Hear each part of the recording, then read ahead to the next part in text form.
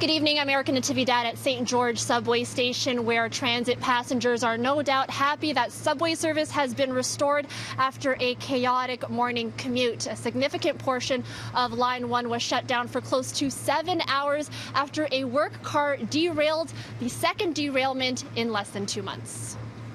Northbound to St. Clair West over here. Southbound to St. Andrew across the street. This was the scene outside of St. George Station Thursday morning. A massive crowd of frustrated passengers and long lineups to board shuttle buses. Outside St. Clair West, more of the same. Don't stop in front of the stairs. And inside Young Bloor subway station, barely any space to move as a crush of commuters crowd the platform.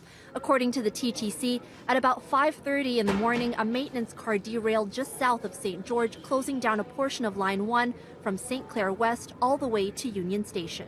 What happened to cause it to derail? That's a good question, and we will have a further investigation to sort that out.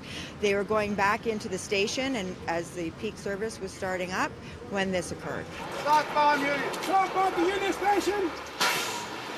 But the shutdown extended beyond the morning rush into the late morning and early afternoon. Pretty inconvenient. We're both on our way to class, so we may be late, but that's fine. I have a final test in 20 minutes. Have you ever seen it to this extent before? Not on St. George, so yeah, it's pretty bad. It seems to happen to us every single time we try to take the subway, so. And it's not often that you take the subway?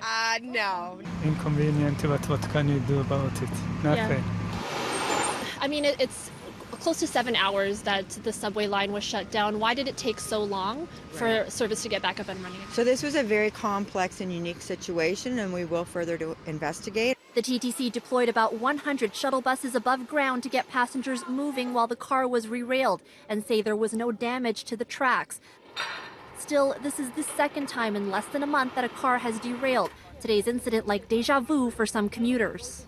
I was like the last time too during that the train derailed. I was there too, so this is just annoying. Poole Moffat says the two incidents were not related. Ahead of Thursday's executive committee, Mayor Tory weighed in on today's chaos, noting that he witnessed some TTC passengers getting off a bus and heading to a subway that had already been reported to be out of service. Clearly, there is an inadequacy in terms of, especially in the digital age, in the communication of that information the minute that those kinds of things happen, and that's going to have to be part of the investigation.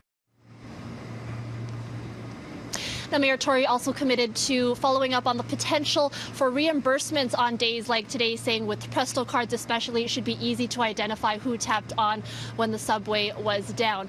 Now, the budget for 2020 is going before Council next week. As part of that, they will have to approve $5.4 billion in additional funding for the TTC, and the transit agency wants to use the majority of that funding to go towards state of good repair.